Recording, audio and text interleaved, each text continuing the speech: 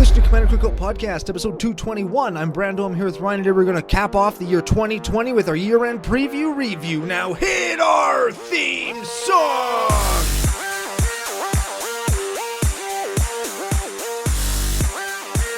Hey Ryan, we're back for yet another whirlwind adventure. How you doing? Good. What is going down? Whole ton is going down. We've got some stories to tell, some people to thank, some memories to look back and wax poetic on, some memories to look back and just take a huge shit on, some stuff to look forward to in the coming year. But before we get to any of that, we have to thank our official sponsors, Fusion Gaming Online, your source for all your gaming needs. Yeah, that's right. I have got some Christmas week deals from them, used exclusive CCO promo, CCO Fusion 5. I'm going to hit you with it. Oh? Because I'm not going to say I have buyer's remorse, but I definitely...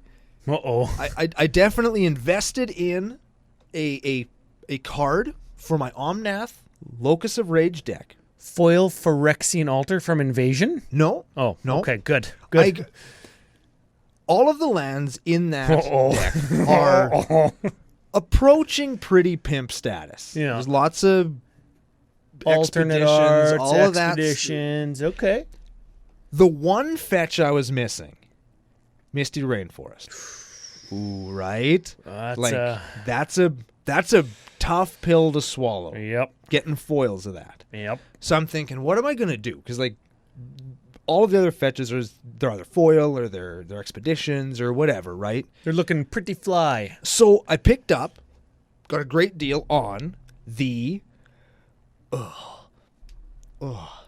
Ultimate Secret Lair Misty Rainforest. The one with the cool grave in the middle of the thing. Yeah, it's the only one with that art, right? Yeah. Now, correct me if I'm wrong. They came in foil or not foil? Just not foil. Just not foil. So it's not foil, but it is the only printing with that art. Okay. It'll probably remain that way. But I'm like, I don't know. Because now I'm committed. I have spent enough on that card that I am not going to then spend more money on another version of that card. But I don't know if it's going to... I don't know if it fits. I've been thinking about it. It got mailed out today. I'm very excited to have it. But I was like, I don't know. Maybe I made the wrong choice. I don't think you can ever go wrong getting fetch lands. They're reprinted so seldomly. That's true. And when they're always something premium special, different frame, different art, different foiling process, what have you. This is what I'll say, maybe this will give you some reassurance. Okay. Because CCO Nation can help us out with this, if need be. Because it's non-foil, if you ever want it altered, hit me up, we'll alter it, we'll sell it on Facebook, we'll sell it on the CCO Discord. You can recoup a premium portion or a premium amount of the money that you put up front back, and then maybe you can turn around and get some new thing the next time fetch lands are reprinted with a new foiling, new frame or something. That's not a bad idea. Not terrible. And this way, for the time being, you can kind of mull it over, make sure that you've are taken care of in the mana base kind of portion of the deck pimping. Yeah. And then if you kind of change your mind and you want to offload it, we'll hook each other up, and CCO Nation will help us out. We do have here, check out this segue. We do have a card market channel in the Discord. Ooh, one of the benefits to being involved in the CCO Discord, besides being involved in one of the greatest Discord communities side of Mars. What do you mean one of? The best. The best. Why? That's right. I don't want to sound like I'm bragging. I don't want to sound like... Well, you know what? It's not us that make it the best. We just gave people the platform. Yeah, we just pop in and out sometimes. Yeah. That's what she said. Yeah. We pop in and out. Of course, one of the benefits to becoming a patron over at patreon.com/CCOPodcast. We are going to tease some more benefits. Oh yeah, we got something very... If you're watching this on YouTube... Which you fucking should be. Because our YouTube's pretty great. It's coming. At the very end of the video... Yep. We got something really cool. Yeah. To show you guys. So... And you and I think it's cool. Everybody I've shown it to thinks it's cool. And everybody that I've shown it to thinks it's cool.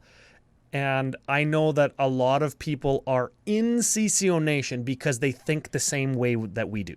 Oh, yeah. And what this could mean, and once you see it, you'll know a little bit more at the end of the video. And don't skip a fucking head either. Yeah, just we'll get there. Watch the whole thing we're supposed to say on YouTube, right? Once you see it, you're going to know that there's more to it than just what we're showing you. And that's going to be unveiled along with our Animar deck giveaway from last week. Yep. In the first episode of 2021, we're going to let you in on a little bit more. We are still waiting to hear some info back and stuff, so we can't say too much. Yeah, there's lots of gears, lots of moving parts going, so we're going to wait for those to kind of progress a little bit further. Hopefully by teaser, we're not actually recording this the week that it's released, so we're still a couple weeks out from the end of the year, so we got a little bit of time before any of the real information comes in. So we're going to tease it today. Yep. We're going to have solid information for you next week, and hopefully a release date for said stuff later on after that. More solid than it is now. I'm not going to say that it's a solid yet. It's like Jell-O. I'm not saying that we've built our castle upon the sand, but we have. But we fucking have. Okay, we mentioned the deck giveaway. That's going to be on the first episode of 2021, along with our generously donated Christmas cards that were given away. Nipply Ponder from Chris Von Doom. Yeah, altered by Ryan. Yep, and of course, you can see those on Twitter now. They're going to be on Facebook as well, so Facebook users that don't twit can have a chance to win as well. And then the other card, generously donated by our good friend and totally medium, maybe 7 out of 10 at best guy, Ginger Joe. We've got a Force of Will, and that is on Twitter right now as well. So you can find the tweet at CCO Podcast. Brando's probably retweeted as well at CCO Brando, and you can find out the different ways that you can win those. And it's lots of fun when you win stuff. And winning is awesome. Part of it is kind of reliving your best Christmas memory, your best CCO memory of the year, which is kind of what we're going to be doing today. Yeah. You're segueing all over the place, man. I'm the segwayer.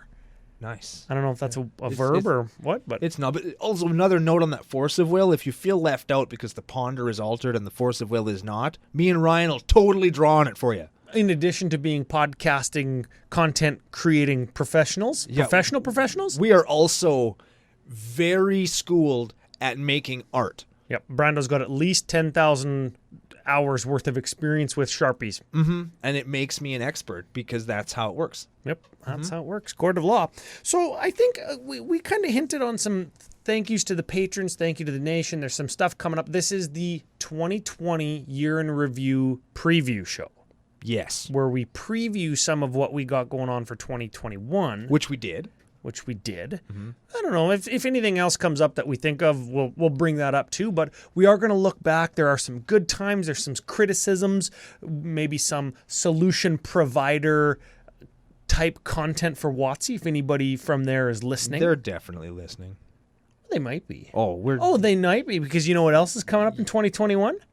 Our first fucking preview card. First fucking preview card. Yeah, we finally got there. See, we kept dunking on them, saying they'd never do it, and then to shut us up, they did it. I think we should just keep dunking on them for you. Oh, yeah. Yeah, 100%. just keep going. 100%. Like, they're never going to give us a preview card. They're never going to give us another one. They already gave us a preview card, Brando. One. Anybody can get one. Anybody can get one. Yeah. It's got to be... you're not official till you get two. Man, that's right. I guess the first episode will be like the first Tuesday in January. That's where we're going to do some giveaways. The next one will be the 12th. The preview is due on the 13th. So we haven't 100% decided if it's going to be its whole episode and that's going to be the kickoff for the call time set review, or if we're just going to make it a bonus episode. So stay tuned for all that, because we're super excited. We're still going to dunk on anybody that fucking needs to be dunked on in 2021. Even more so if everything doesn't start to fucking shape up. Yeah. But that's lots of fun. And I learned all about boats getting swamped today. And I feel that the ship that is Magic the Gathering has been swamped a little bit. Is that like a dirty... No, that's like where the edge of the boat goes under the water and then it stands back up and now there's a bunch of water in the boat. Oh, yeah. I had that happen before. Yeah. Don't Google that. No. It's like flooding your basement, but in a boat. Oh, yeah. Don't Google that either. Yeah. And you know what? That 12 Days of Christmas song? Don't Google any of those things. 9 maids a milking? Nope. No. 7 geese a laying? How is that still an approved Christmas song? People are giving human beings as Christmas gifts. That's the same as, like, hey, honey, here's a bunch of slaves. Yeah, not good. That's not Christmas. Well, maybe she's paying them now. Well, maybe. Some of them are lords, Ryan. Maybe they're paying Conquered lords. They went out and performed conquests to get all these lords. It's like, yo, get leaping, you son of a bitch. Get leaping. What for? Just fucking do it. Because it's Christmas. Right? Oh my God. What am I supposed to do? I have a family. Exactly. Not if you don't keep leaping. And Jesus. Christmas is a fucked up time, Ryan. I'm glad it's over. Yeah, and I hope everybody enjoyed the Christmas episode. Yes. That's great stuff.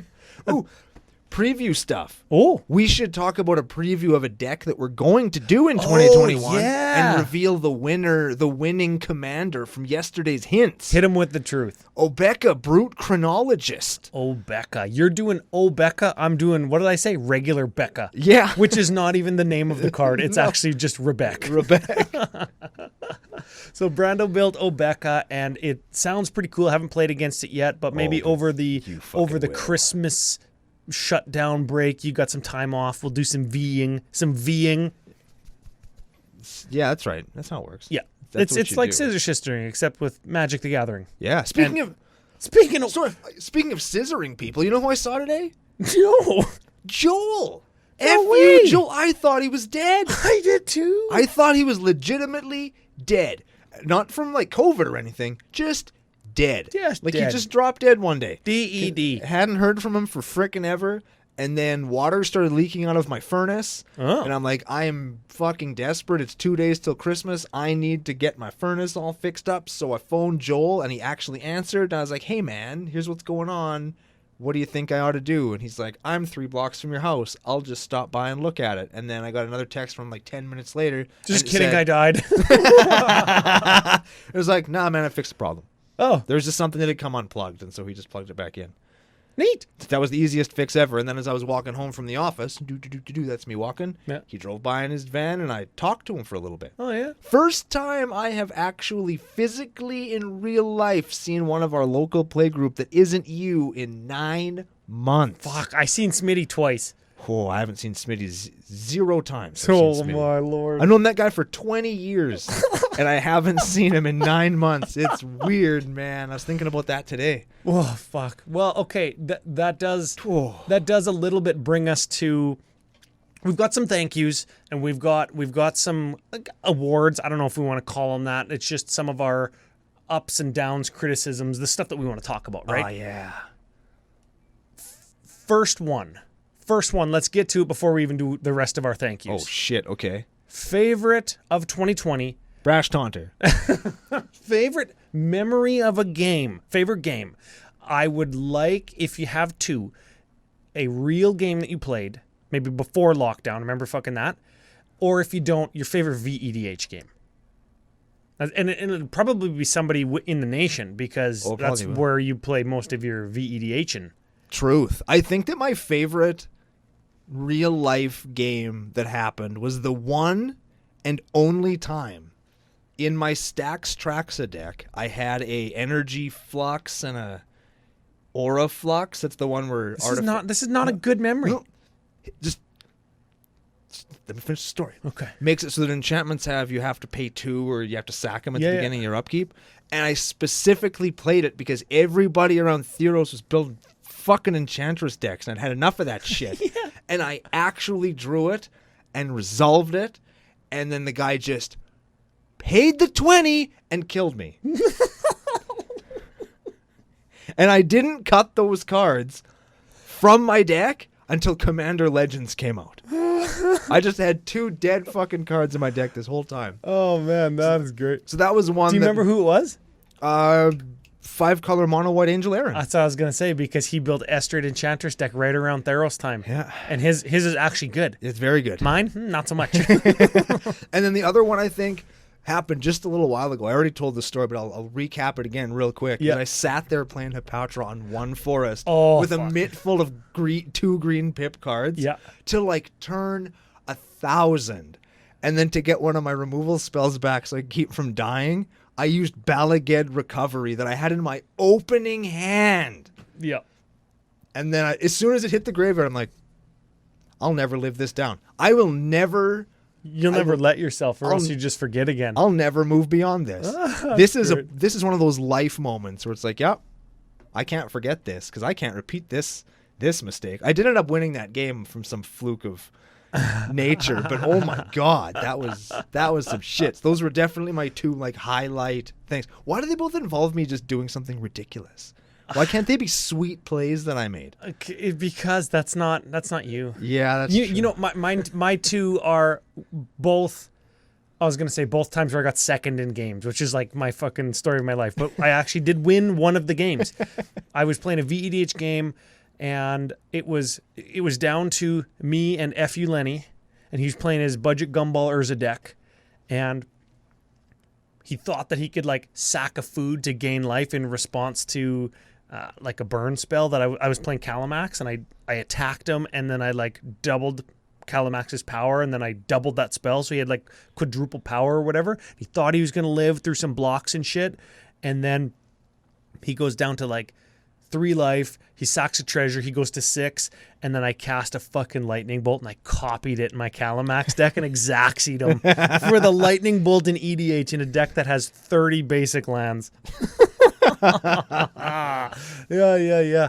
And I think my favorite time, more so than an actual game, is the culture of our EDH&M or our F&M at our local game store that's in a mall that has a bar and like a convenience store and a food court. So we go there and people are eating. Probably won't share food when we go back like we used to, but we used to buy community fries and we'd all eat the fries. Yeah, and probably not some. Everybody's digging into the same licorice bag and shit. That probably is going to have to stop. Yeah, but maybe we could just spray our food with Lysol before we eat it. That sounds like something that people from my town would do. Just spray shit with Lysol and then eat it. I'm playing Petitioner's Pramicon. That was the deck du jour of the time, right? Right. And I'm just dragging out because the deck just can't win unless it mills. And it actually milled somebody this game. That's how long the game was. Oh my god. And he was the third. He got third in the game. The player that won, I think. Oh, man. Maybe it was Justin I was playing against. Was it me? No, it wasn't you. You weren't in the game. But it was the game that after the store closed and Aaron was waiting to, like, pack up the tables and shit. And I was down to, like, 3 life. And they had, like, 17 different fucking Eldrazi's out. And I was trying to mill them and block and, like, just fog and shit, right? Then I'm like, all right, how much life are you at? And he's, like, at 18 or whatever. And he's got 58 non-basics. And I was like, this is my last draw, Aaron. If it's a price of progress, I win. And if it's not, I'm going to the bar. And there was like 10 people all around and everybody's waiting. I kind of ripped my card up real fast and I just shuffled it right back into my deck and went to the bar. And I am just so goddamn pumped for going back to playing EDH. And we can do our post EDH from the car updates. Oh yeah, those were fun. Drinking beer. We're going to be able to do that in probably the latter half of 2021. Soonish. So another preview right there. I'm technically an essential services worker, so Maybe you'll get a vaccine. well, like a month before you probably. Yeah, I'm married to an essential services person, and he works in radio, so you'll get it like in fucking September. I'll get mine in the end of September. 2023, yeah.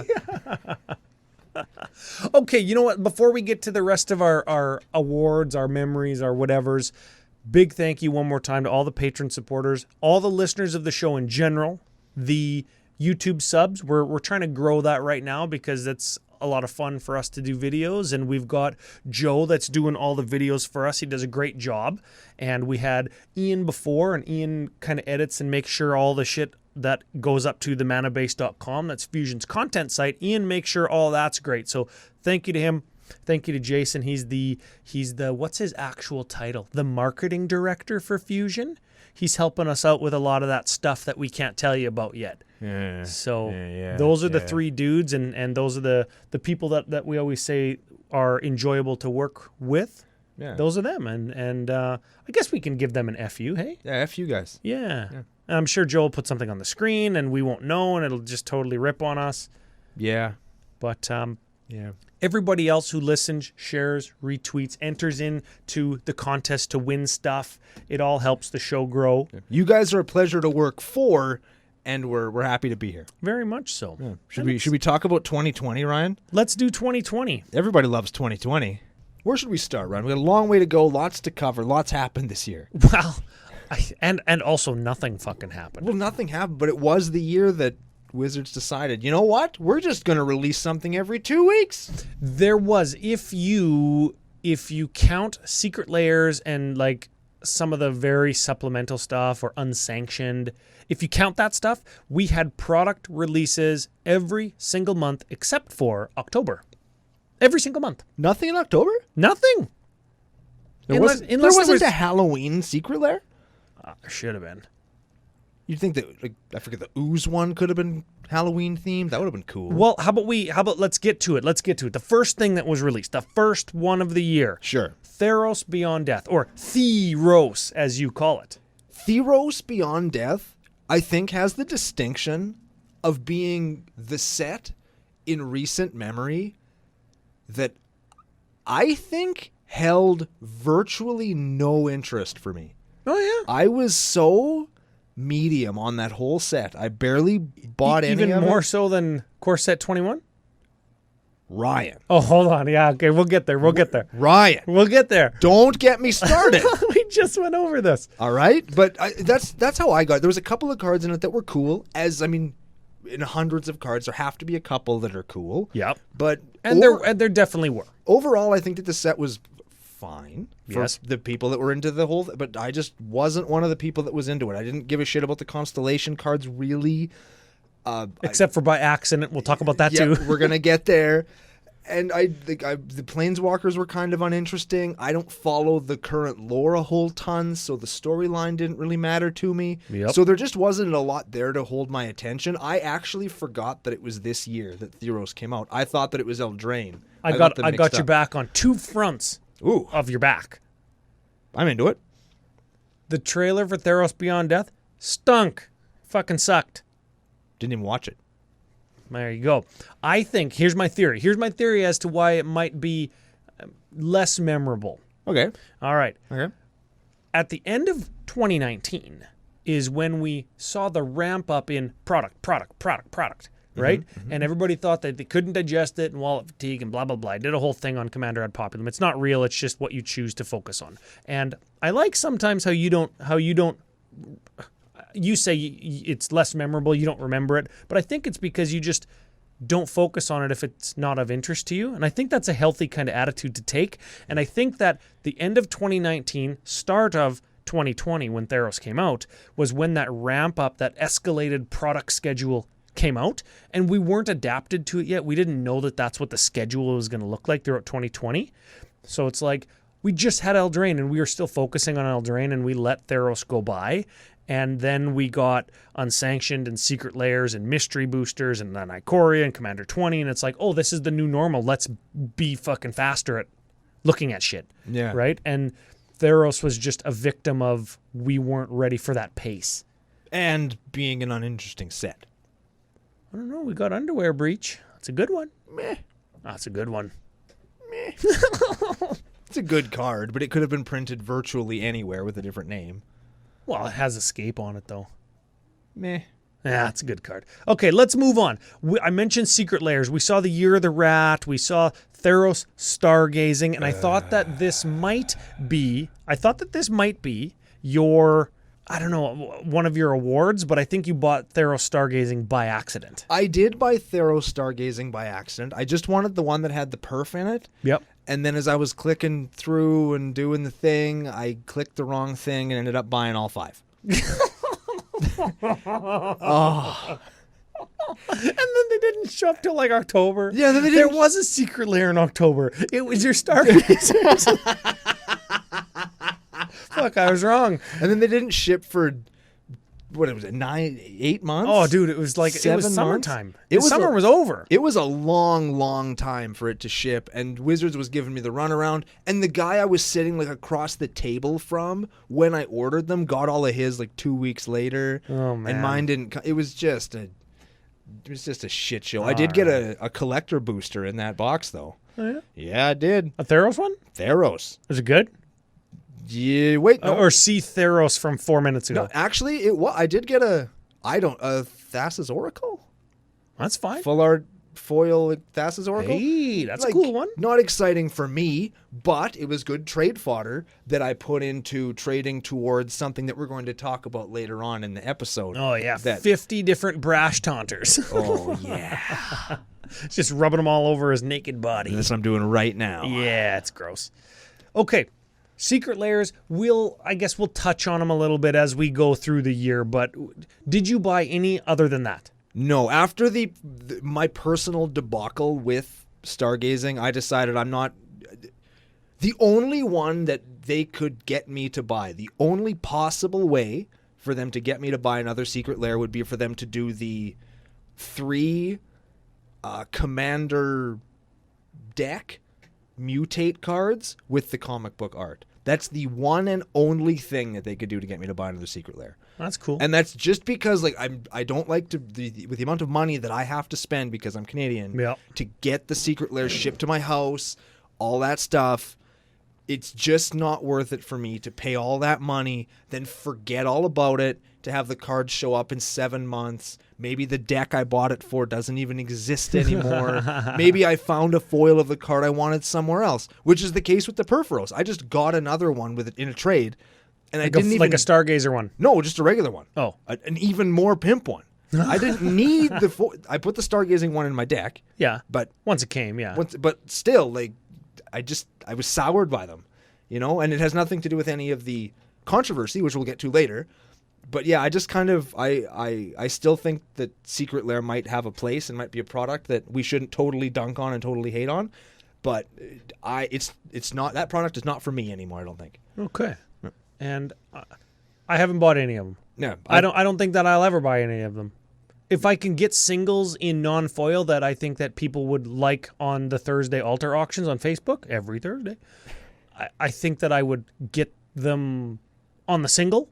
Sure. Right? I think that would be fine. Yep. I grabbed a couple of the lightning bolts. Yeah. Yep. I grabbed Yeah. And the tattoo ones, the bird ones were cool, right? Yeah. You buy a couple. Visually interesting, right? Yeah, you buy a couple of singles here and there, but as far as buying the actual lairs go, get the fuck out of here. Okay. Let's keep going. We don't care about unsanctioned? No. Okay. We don't care about the full art lands? No. Okay. March. Mystery boosters. Cool. Yes, we were happy both to just crack packs and just get random ass shit. Oh yeah, those packs were cool. And we were also happy that they introduced hard to find or expensive foils due to scarcity.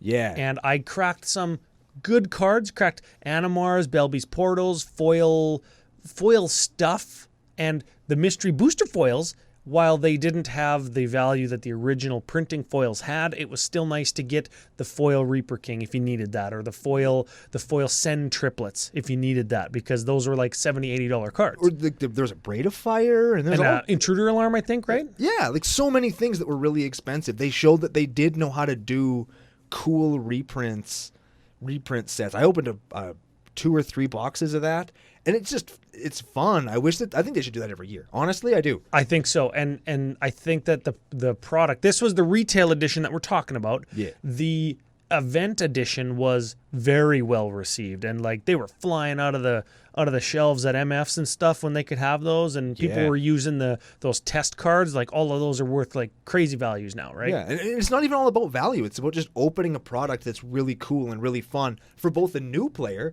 and an enfranchised one. Because if you're new, you're going to get access to all these insane cards that you're never going to see anywhere else. You could actually learn to draft those, right? Yeah, and if you're an enfranchised player like Ryan or I or you, maybe you don't want to pay money for a Mana Crypt, and you can open one. Oh, and I did. I did. Yeah, and it was mine. And you fucking drank. Or did I? That's the thing, is when you open Mana Drain or Mana Crypts, you don't fucking remember. Yeah, who cares? It was awesome. It's great. No matter who opens them, it's always great. And you know what? Like Mana Drain, I keep saying Mana Drain because I just recently cracked one, but Mana Crypt was prior to Mystery Booster was $189 or whatever. Now it's like $159. Like the demand for EDH cards didn't go away, but the price tag for that card did go down. And more so than that is we spent a few bucks on collector boosters or on mystery boosters, and you got one. Yeah. And while that isn't the case for everybody, and I don't condone pack gambling, we need to fucking talk about that, by the way, because you're spending too much dang money on packs. Okay, let's move on. Mystery boosters, great. High marks, love it, do it again. Fast forward like 3 weeks. Okay. Ikoria. Oh, baby. Now, we don't want to spoil any of the awards we're giving away, but you like this one. Oh, I loved Ikoria. That set was so cool. It was done so well. And I realized that it kind of had I think it was almost like it had the pandemic in mind, and that a lot of the mechanics were kind of designed more for arena than real life. Yes, that is one of the criticisms that people are given. It is the mechanics were designed for arena because they could just give out tokens and they could make mutate work, and you didn't need to know how it worked. Yeah. Right? And thankfully for the cast, you did play arena at the time, because I don't know how the fuck some of the things that mutate does work. I haven't gone into the comp rules, and like I'm super fucking magic nerdy tech. Tech is the wrong word, but if I don't know how a magic rule works, I'll just go into the comp rules and read it. I haven't done that with mutate yet, because it's like it's super kitschy, it's gimmicky, and I think that's why you like it. That's right. and I'm happy that people did like that. I super dug in Ikoria the what's it called in Avatar, where they like plug their hair into the animals' tails and shit? Like you know how they connected with the animals, so they were like one? That's kind of the feeling I got from Ikoria with what was his name? Luca and Vivian and stuff, and when the animals mutated or bonded or whatever, that's and just what the plane looked like, it's kind of the vibe that I got. It's just cool. Yeah, everything about Ikoria was just fucking cool. Okay, I like that. Now, same time, Commander 2020 proper launched. And I say Commander 2020 proper because there was other Commander products that also launched. In 2020. We got a couple decks with new commanders, but all reprint decks. Good, bad, indifferent. They were like, what were they, 25 or 30 bucks, or not even, right? I think they were pretty cheap. They were like 40. Oh, yeah? Yeah. Okay. You see, you're getting ahead of yourself as far as Commander. And that's why I think that in hindsight, which is always 2020. Fuck. Right? We're in deep shit now. I never want to remember anything again and have hindsight. I actually have a bit of a bone to pick with this year's crop of Commander decks, being that they were fine. Like the precons, you mean? Yeah, they were good. They were okay. But they did them better a few months later for way fucking less money. And I mean, maybe that's just me talking.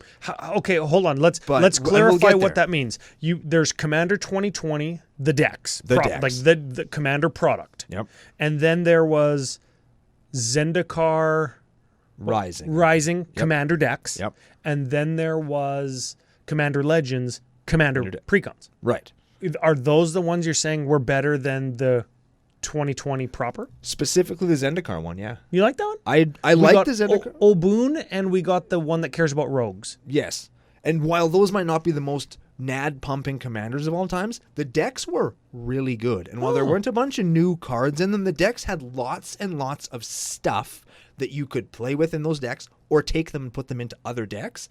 Not to say that the 2020 Commander propers did not, but all this high value reprint stuff going into these decks, they charge $20 for them. Yeah, I guess medium value reprint stuff. High value, I think, is like $25 and up. Medium stuff is like 5 to 12, 15. Give some of it time, it might go up that high. I suppose. I suppose if they put Arcane Signet, Command Tower, and like Sol Ring, like you're looking at, not now, but at the time, over the course of 2020, those three cards held like $10 to $12 of the $25 deck. Like half the value in three cards. Exactly. And it's just one of those things where now they've tipped their hand to the consumer. It's like, see, we don't have to charge you $50 for these, but we're gonna. Yeah. And I don't like that. Yeah. We're not. This isn't like a corporate critique of WotC. This is just. Well, fuck it. You know what? We can drag them a little bit on that. Like, okay, it was blatant, and you gave us good decks for $20 that didn't have new cards So, okay, maybe some of the development time and expense on their end wasn't there. Sure. But the cardboard and the reprint value of the decks, I bet you if you compared the 100% reprint decks to the cards that were reprinted in the 2020 product, I bet you'd be looking at a similar value there. So they're charging us for new cards. Are we okay with this? No. No? No. You just want them to all be $20? And like... I think that they don't all have to be $50. Somewhere in the middle then.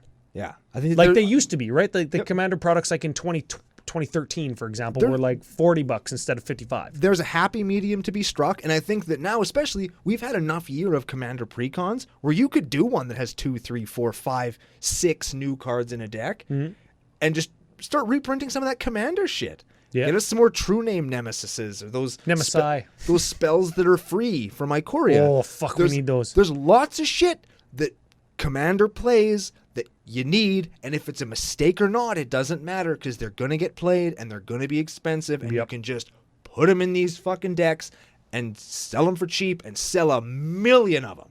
Oh, yeah. Right? Like... Okay, let's keep going. Let's press on. I think that does some justice to the Commander precons. We'll look at the sets proper that they came in and as we go. Sure. Spellbook Chandra, great. Indifferent. Put them all in foil like Commander Collection Green. I bought 2 of them. Yeah, sure. Yeah. Okay. Well. Yeah. I figured, okay, I'm going to buy a couple because they're on sale. I'm going to see if I can get the Chandra.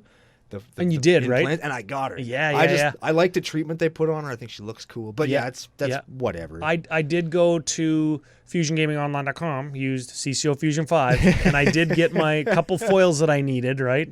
You gave me a couple non-foils that I altered, or that I'm going to. I altered one of them so far. And a foil also. And I did get a couple more foils for my Zada deck from Fusion, and they were less expensive than the original printings. But they have the cool kind of flamey treatment to them. I think they were cool. I think that's cool. Yeah, okay. Yeah. Fast forward. Core set 21.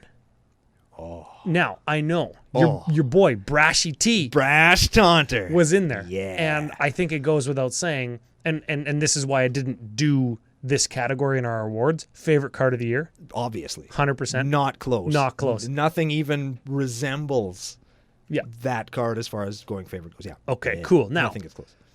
The rest of the set, not so memorable for you, particularly the showcase cards. The showcase cards themselves, I was very disappointed in. Just I felt like it was, especially coming after Ikoria, where not only was there a absolutely spectacular showcase treatment given to the cards, but there was also the Godzilla cards. Yep. And then to follow that up, it's like, here's a blue Here's background. 7 different fucking Tefris that all look the same. Yeah, like... Here's some graphics on Arena that we took like screenshots of 4 seconds apart 5 times. Yeah. That's exactly what it was. And who, like, I don't care. Like the Garruk, the Liliana, the Chandra, like those Planeswalkers had their own special frame treatments that I thought were cool, right? Yeah, very neat. They were cool. They just were lackluster. But given what they were sandwiched in between, fuck them. And the set, actually, I actually did like M21. I actually did like it. There was, I can't name all of the cards that were great from it besides Brash Taunter, but there was lots in that set that I was excited to get and am excited to have. There was a bunch of commanders that see lots of play when you go to edhrec.com. And when I've been listening to other creators over the past couple weeks to make sure we're not really fucking talking about all the same shit that they are, I've heard a lot of people say that core set 21, M21, was their favorite core set of all time. Dang, that's high praise. Well, I think they're figuring out how to do it. They're putting legends in it. They're putting cards that people want to play. Core set draft environment's always good because it's like very pure Magic. I think those are all good things. Next year we're going to get that cool Forgotten Realms one. I think that one's going to knock it out of the park. I think that one's going to be unbelievable. And quite frankly, there's lots of times where you and I on this show sitting in these chairs have looked at a card and said, that's a really fucking good card. What's that from? Oh, it's from a core set. I forgot all about the core set. There's good cards in these. We just need to stop and pay attention. And I think that for the first time in a long time, people did that on this set, and it was good. That's a good idea. Okay. Speaking of good cards. Ooh. Moving into July. We're over the halfway point. Oh, my God. And remember, October didn't have nothing. Yep. Jumpstart. There it is. Now, good cards in Jumpstart? Like 6 of them? Let's just set the number at 6. Sure. That's what the over-under's at. Yeah. Could we get everything that we wanted that was not those 6 cards. Just by buying singles or reprints or just wherever they originally came from, we could get them. Absolutely. Now, those 6 cards, let's see if we can name them. Let's go Allosaurus Shepherd, Bruvac, Zerzoth, Muxus, Tiny Bones, and that one that doubles tokens. Yeah, got there. Am I missing any? The fight lady? We did her last week for Christmas. Naeth of the Dire Hunt. She Yeah. is available. She's sitting around $15-$17. Yeah. Not 70, not 150. Yeah. So I think that Jumpstart was a very cool, innovative product. It wasn't innovative. It was the first time Magic did this, but other games exist like this where you buy a sealed product and you mash them up. I think that's the game, mash up, smash up, junk smash, scissor cyst. Yeah, whatever the hell whatever it is, it's called, and then you just play. This would have been the perfect thing to do at 2 a.m. in Las Vegas when nobody wants to play a game, but like we want to drink.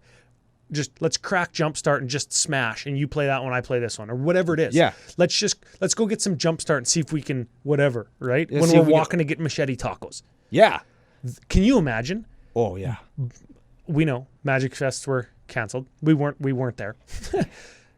But also due to the times, the same reason that Jumpstart was or the same reason that Magic Fests were canceled was, I think, the reason that we couldn't get Jumpstart. Yeah. So I'm just going to chalk that one up to this year kind of sucked in some regards. Yeah. And I'm looking forward to Jumpstart again, even if it's the exact same product.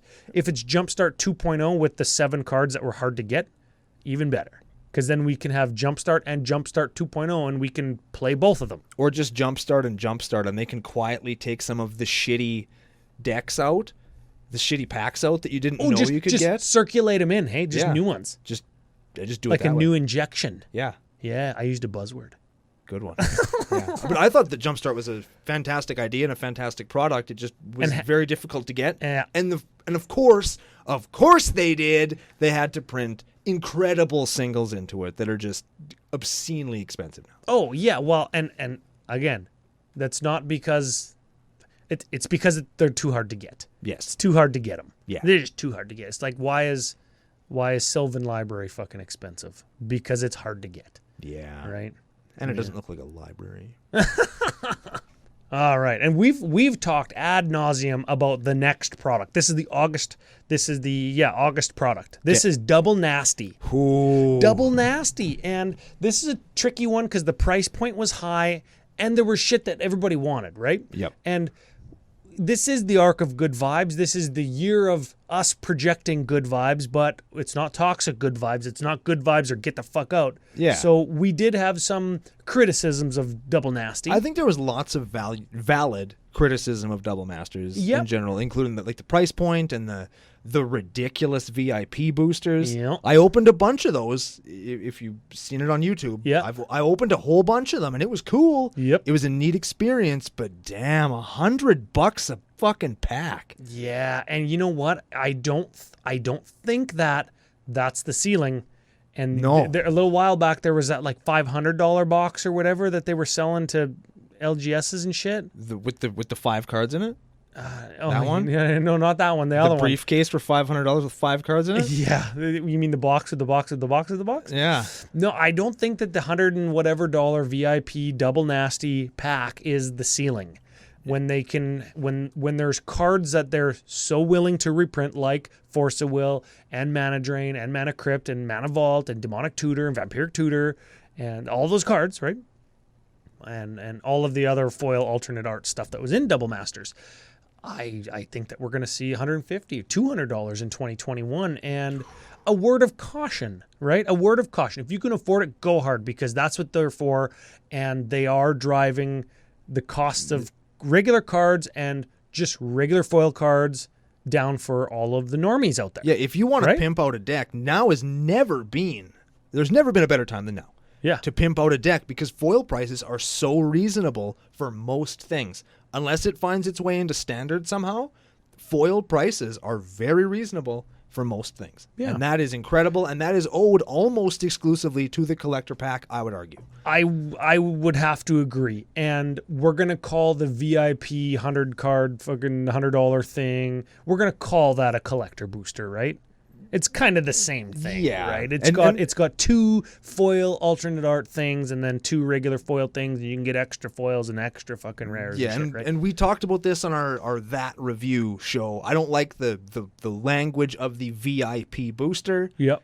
I just don't like that, so we'll just call them collector boosters. Yeah, I like that. Yep. Well, yeah, that's okay. Okay. Good product, I think. It got lots of good EDH cards into the hands of EDH players. Hell yeah. It did that. And you can still buy it. Yes. I don't know, like wherever you are listening, I don't know if you can still get it, but around here, if I want to get some double masters, I can walk out and buy it right now. Yep. And that's pretty cool. Yeah, So, I think when I was buying packs or when I was like going through all of the list of packs that Fusion had, they have it too, and they have VIPs still. duh. Yeah, so it's still available. That's good. It's EDH Masters is what it was, right? Yeah. Yeah, which is like EDH wags the dog now, I think. Oh, 100%. Right? Yeah. We are their core audience now. They don't give a shit about standard players anymore. Especially this year because of the huge push for digital, Yep. right? And the pandemic only exaggerated that.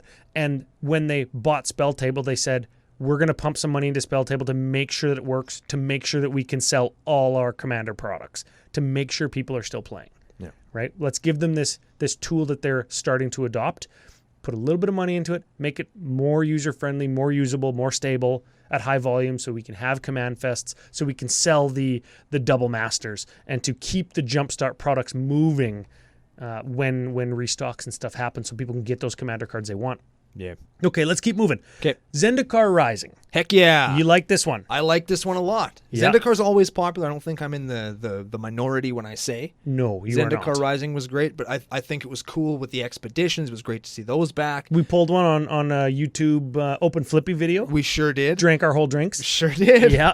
I think that the set had lots of really badass cards in it. Again, we go back to that showcase treatment that the cards got was really, really cool, really unique. I have a full set of them. Oh, yeah? It had a great land cycle just happenstancely. It had lots of really, really good stuff in it. I thought Zendikar Rising was a smash hit for me. I think I agree. And of course, there was the Commander products that were released alongside. Which we talked about already as being very good. And do you like the way that they do that? Do you like that there's Commander decks that come out that kind of match the theme, the flavor, the look of the set? The branding of the set, I'll call it. I think it's kind of limiting in what they can do with a Commander deck, which kind of flies in the face of the spirit of the format. But I think I can appreciate it. And since, again, they, at least with this iteration of them in Zendikar Rising, the decks were good and they were worth picking up for sure. So, I mean, if they can keep doing it at that caliber for each set, I'm totally cool with it. If I don't buy one, whatever, but I would encourage others to buy them if they want to, because they were good product. Yeah, okay. Well, another product that I know that you liked, and we're going to skip Commander Legends for exactly right now. Yeah. Let's go to Commander Collection Green, or what do we call it all year? Commander Spellbook Green? Commander Spellbook Green, yeah. Commander Green is what we called it. Yeah. Available in non-foil and foil. Yes. And I picked up a non-foil to alter. I think they'll be...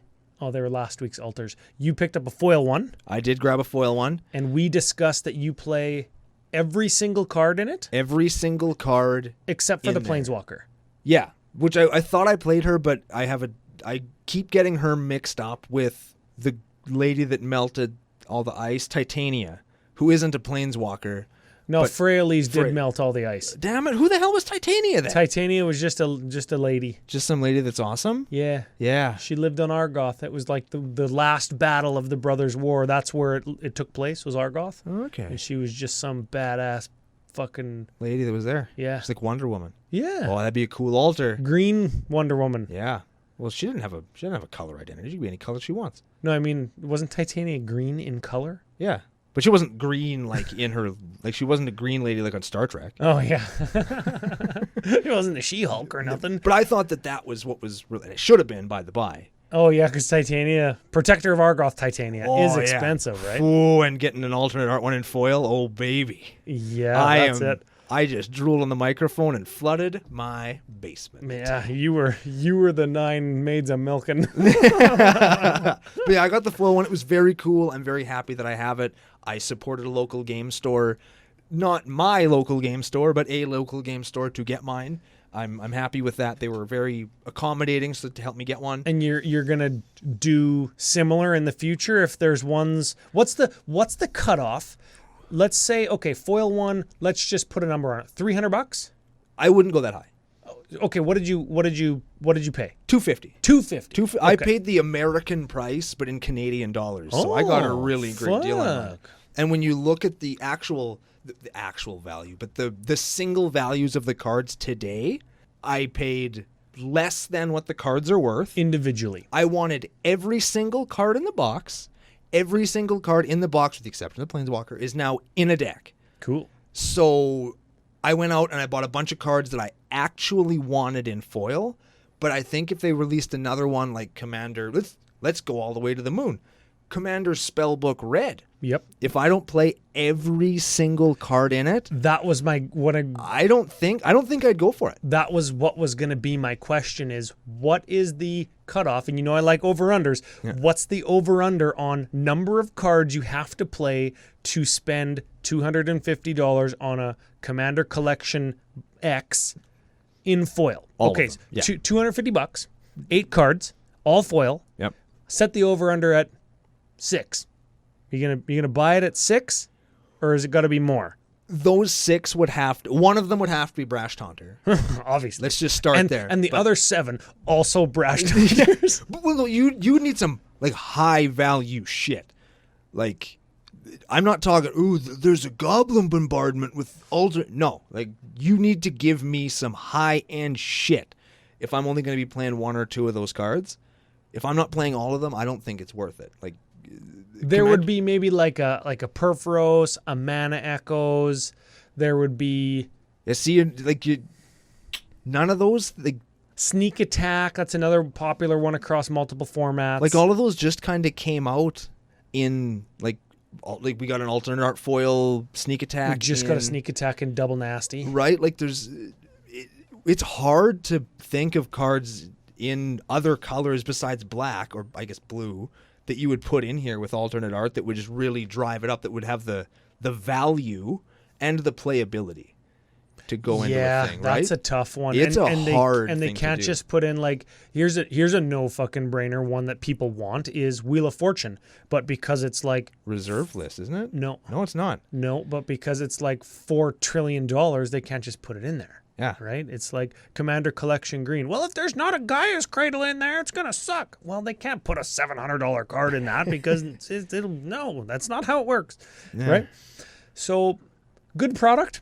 You liked it? You liked this particular one? I liked this iteration of it, yes. I think that going forward at this price point, I think they're going to have a really hard time following up Green. Not because Green was so incredible, but just it's going to be tough to keep this one going and keep people being like, I'll pay that. Yeah, the black one, like, what are they going to put in there? Vampiric Tutor? Well, we just got one. Vampiric Tutor, Demonic Tutor, Grim Tutor. Oh, what about a Cabal Coffers? Cabal Coffers. That would be a pretty good one right there. Then they throw in some like junk like Shieldred and Gary.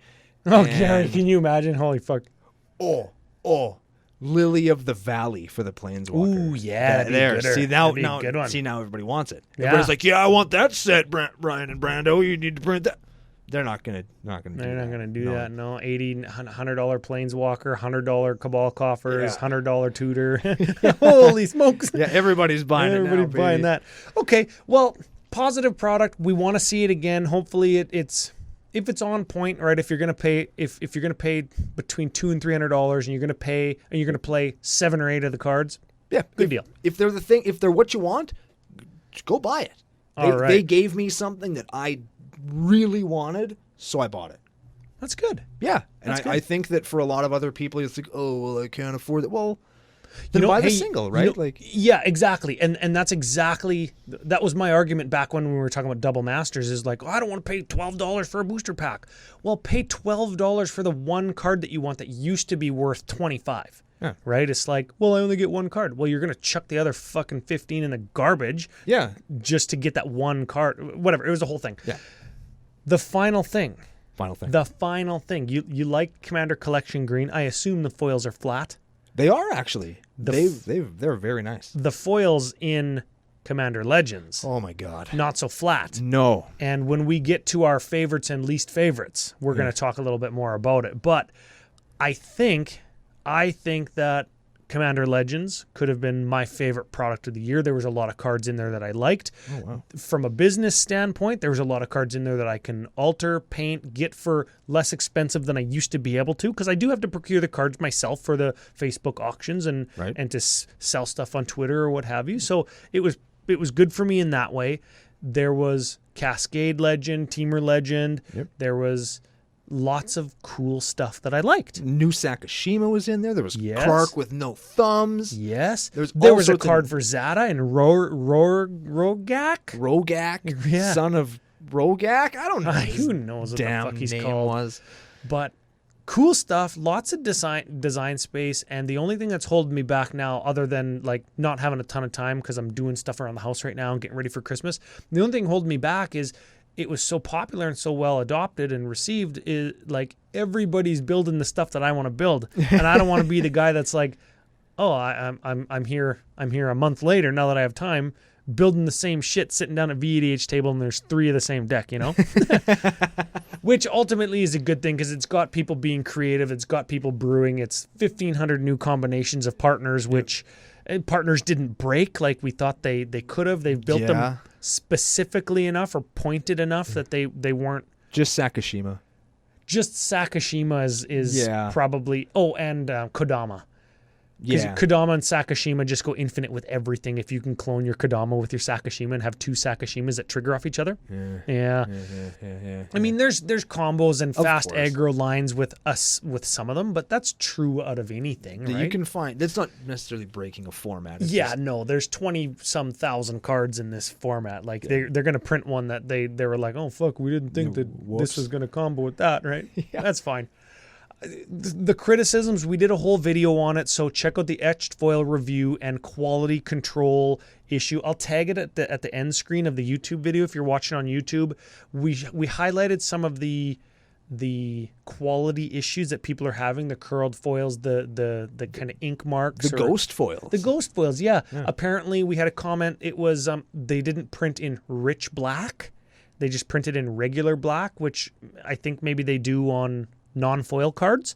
Sure. And they shouldn't have fucking done that. They shouldn't have done that, that's for sure. All due respect to that commenter, I don't care what they did or didn't do. The fact is, they fucked up my cards. Yeah. Right? And you've emailed them about it because you bought 2 or several collector boxes. I had 3 collector boxes. I legitimately, this is not an exaggeration or you a went thing in for on a it, skit. right? I went in on it. I traded in every single card in my trade binder. Every single card to get Commander. And I did it before the set was even all the way spoiled. I was in. Like, this was the set that was for me. Yep. Right? Like, I was very excited. I wasn't going to let anything get me down. I was doing it. I was all fucking in. And then as I'm opening them and actually looking at the cards, it's like, oh my God. Like, they suck. The quality control of it wrecked it for me. And I got some neat stuff. I got some great stuff. You got some foil like mana drains and shit? Yeah, I got a foil mana drain. I got a foil lowers. I opened up every good card in the whole set. Which was what you were worried about not happening. Yeah, I was worried I was going to open all the junk. And while a couple of my boxes were absolute shit, like the whole box was a piece of shit except for the mana drain that was in it. What? But the cards aren't the issue. It's the fact that I could go, and this is a thing that I'm actually worried about, I could go to an MF sometime in the future and have somebody pick up my foil command tower and say, what is this? Did you print this at your fucking house? Yeah. Did you print this on your Epson 100 feed or 100 series dot matrix printer? From 1996? Can you not just go buy a command tower? They're in every Commander pre-con. There's the Fusion booth right over there. Right? Go use your promo code, you dink. Like, and there are so many cards that are like, fuck yeah. I built an Obeka deck, and I actually had to go on Fusion and buy an Obeka so that I can have an Obeka that I can read from across the table, because I can't read mine because it's so faded, and that's not okay. Well, you know what? If you are worried, the fadedness I can't help you with. Yeah. Maybe we'll spray him with black spray paint. We'll get some true black spray paint. Little spoiler video. I did try and boil one over a pot of water. Just to see if the ink would come off? No, just to see if it would curl the other way. That video will come out maybe on Twitter in a little while. And me and the boy, hey, we're doing science. But with the curled cards, if you want, I'll just fucking bend them the other way for you. Pretty good at that. The curl doesn't bother me. No? I suppose if you bought 3 collector boxes, you have enough to make a whole deck of curled cards. Exactly. And once you get them double sleeved and squashed into a deck box, they flatten out. You can flatten out a curled foil. Regardless of how effed up they are, you can flatten them out with a heavy book or just by playing with them. They flatten out. But the fading, you can't change that. You know what? I think from just being on social media, I think that the issue is common enough that if you're at an MF or at the LGS and somebody said, hey, that looks faded, and you can just say, yeah, it came from that first shipment of collector boosters that everybody had issues with. Would you buy another, maybe this is a question I'm asking to the wrong person, but would you buy another collector box after this? Because I'm super gun shy about it. Call time just went up for pre-order. Do I fucking want any?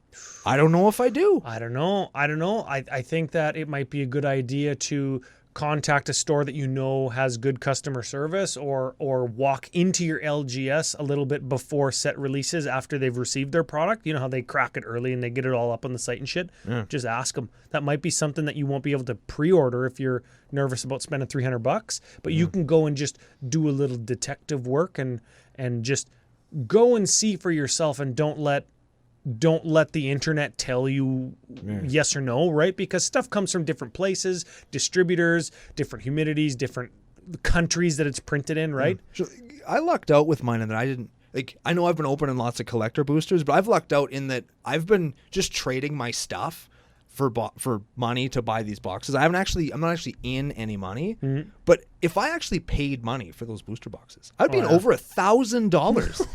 $1,000 to get a bunch of cards that appearance-wise are unplayable, or I'm going to have to explain it to somebody. Yeah. I'm going to have to go to an MF and explain to them why all of these foils are so shitty, and I shouldn't have to. That's not okay.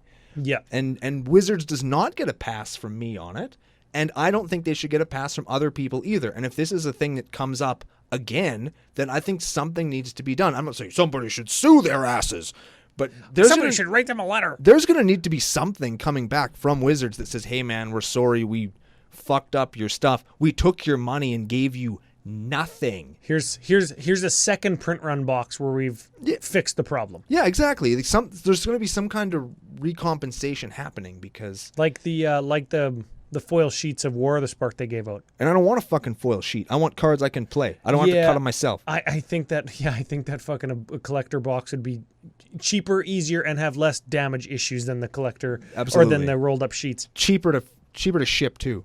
Okay, that was our product lineup, and that took as long as I thought it was going to, and I think we got some goods, we got some bads. We hopped over some of the controversial topics of the year, not because we don't have anything to say on it, but because I think that chapter in Magic has yet to finish. You're talking about Secret Lair Walking Dead? I am.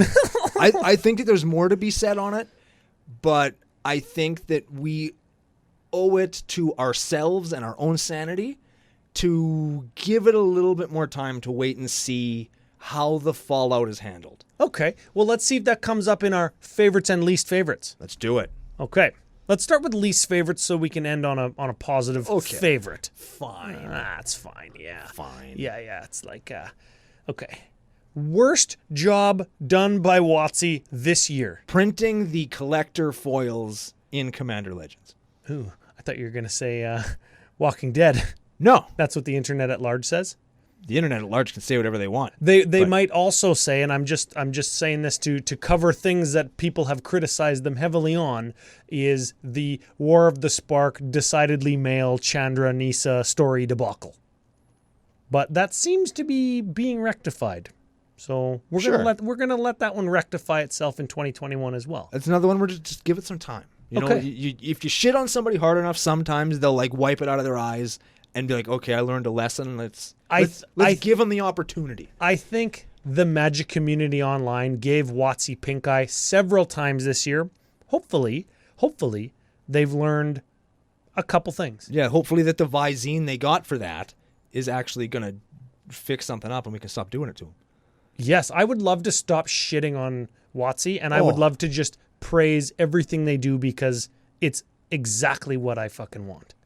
Yeah. That'd be awesome, hey? That would be great. Okay. I would love for that to happen. Okay, so the question, how do we fix it? We've shit on them, or the community has shit on them, and now they're taking the proper steps, and we're going to criticize those steps. They're never going to be a big enough step, FYI, everybody, as the community at large wants. Correct. But if the steps are happening and they're happening in the correct direction, we have to let them continue happening and just gently remind them to keep moving in the right direction. Yeah. I think that's important. Yeah, growth doesn't happen quickly. Look at a tree. Yeah. It's slow and it's crazy and it goes in all sorts of different fucking directions. But and you never know what it's going to mostly- look like at the end. But growth is important and it happens over time. You have to let it happen because if you get in the way, you end up with the crooked bush. And if you don't know what that is, Ooh. look it up Or on the don't. internet. It's fucking crazy. It's aliens. Oh, I don't think it's aliens. I was don't going know to say what it is. generally trees grow up. Oh, not these ones. Oh, are those crooked trees from down in the? Yeah. Oh yeah, those They are grow in crazy. like a But people 30 don't know why, hey? And they studied them and shit. They still there's trees that are the exact same trees across the road that are straight. Yeah. It's fucking crazy. And if you take a cutting off of one of those crooked bush trees and plant it at your house, it'll grow crooked. Whoa. I didn't know that part. Messed up.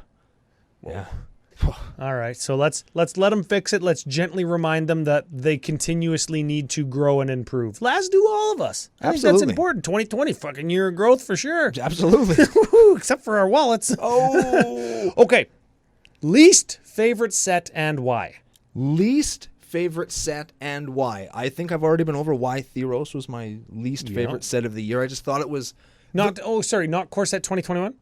no. Okay. No, I think for me, the worst thing a thing can be if I don't like it actively, that's a thing. If I just don't give a shit about it, like I did with Theros, that's the worst. Because you didn't catch me at all. You put the bait in the water, I just swam right by it. I don't even care. Whatever. Yeah, if you actively dislike something, at least there's maybe some novel content that you can do on CCO. Yeah, about it. I'm engaged with it. Whereas with Theros, I feel nothing for it. That set could have never existed, and it would not have changed my life at all. Apart from the fact that I wouldn't have bought that Stargazing Secret Lair. Can I call the Secret Layers my least favorite product of the year? Absolutely. All right, Secret Layers it is. There you go. Okay, least favorite commander to play against that was printed this year. I asked you this one before the show, and I don't think you gave me an answer. I think I do have one, but it has an asterisk. Okay, it has an asterisk that the person who is playing it's probably like 7 out of 10 okay person. Yes. Okay. 100%. It is, what was it? The Scorch Thrash, the mana burn guy. Oh yeah, ball sack, the Scorched Thrash. Ball sack of Scorching Thrash. Yes. Just because the deck is so brutal. And there's no way if you build it to do what he does that it's anything but that. Do you remember just like, playing? Do you remember way back in the day playing against Karavek the Merciless? Yeah, it's just like Just that. reminds you of that, doesn't it? It's just like that. It's like, oh, and I love the deck. Or and Mogus, God of Slaughter. Yeah, just like that too, right? you're so happy that the deck exists. I love that the deck exists. Buddy showed me, it was Von Doom, showed me the list Oh yeah, total fucking 7 out of 10. at first and stuff. And I'm like, oh man, this deck is so fucking cool. But playing against it's such a goddamn slog. It's like, fuck me, I can't do shit. Dude, fuck those old rules, they're terrible. Yeah. Gah. But that would be my answer. Okay. I don't think I have one. I've played like fucking 5 games this year. Because I don't think there's none of them like tilt me where I'm like, oh, I hate this commander so much, like Urza and all that. They don't like tilt me, but it's like, oh man, I gotta I have to pick a different commander because I need something that can either use the Urok mana or can fight against. You know what I mean? Yeah. So it's a thing. Okay. Let's move to some favorites. Let's do it. Some positives. Yeah. And it's important to have a favorite everything. It right? is. It's important. You very got to have something that makes you happy beyond all other things in that category. Exactly. And before you even read the first question, Ryan, the answer is Brash Taunter. Let's see if I'm right. Brashy T. Best secret lair. Shit. Oh, I don't know, man. This is a tricky question because I only bought the one. So by I thought default, I put that question in here because I thought you were going to say Stargazers because you actually went out and purchased a Stargazer. I did buy the Stargazing one. And honestly, looking at the rest of them, I'm not sure that there was another one that I would have bought. There were some with really cool singles. And there are some with a few cards that I really liked. And if I got them, I'd be like, hell yeah. Yep. But the only one that I actually had my Stargazing experience been better, I still think I might have only bought Stargazing this year. And it has a bunch of playables. It's got neat art. I like the constellation space art. I like all that stuff. But yeah, I don't know. I think the rest of them just didn't. They didn't interest me that much. I'm in the same boat. And there's the one, if there was one card that it would have been cheaper and I could just get it and it's like not a big deal. Or if I could find the single, it's actually Glenn from Walking Dead because he's an advisor. I need him. I fucking need him. Maybe it'll happen. Maybe he'll show up. Maybe he'll be be set. Maybe he'll be Glenn Petitioner or something. I don't know. So, okay. Favorite showcase treatment. Oh, baby. There were some that were real good this year, and I got to go back to Ikoria. Ikoria, comic book style. The comic book art cards in Ikoria were just so freaking cool. Comic booky, but with like flash art or pop art style coloring. They're so badass. I like to look at them. I like to own them. I'm glad I have them. Anytime I opened any of them, I was excited to have it. Common, uncommon, I don't care. Because it was cool. You get them playing open flippy drinky, take a drink. Yep, they're just cool ass cards that are super neat that I own them. Yeah. I got to throw out to Ikoria Godzilla Edition. There you go. That's it. I just got my foil Ghidorah. Nice. Yeah, I got her. I got it. I got it, and I have the full set except for the Secret Lair Godzilla lands. I don't got those yet, so I got to pick those up.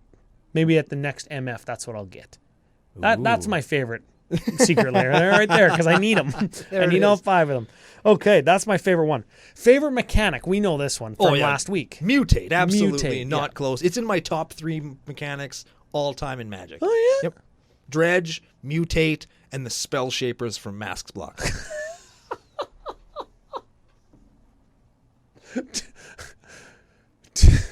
Two of those things are not like the other. And one of those things is very much not like the other. And it's Dredge. Well, okay. I don't know if I have a favorite mechanic. Maybe partner? I don't know, just because there were so many partners and it made it so there wasn't like 2 fucking partner decks that you run into, Thrasios and Tymna or Thrasios and Tana or it's cool that right now there's like tons. And there's some that like don't even exist yet on EDH Rec. Some of them don't even make sense. Yeah, some of them don't make sense. And because they're like unique and quite pointed instead of being very broad, some of them you can actually just build by themselves.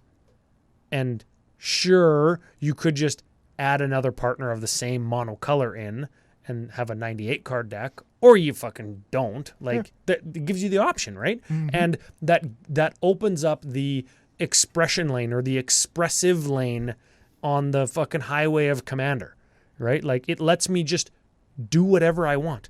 Oh, how come you don't add this? Because I didn't want to. Yeah, because I'm building my deck. Fuck off. When you build this, then you can do that.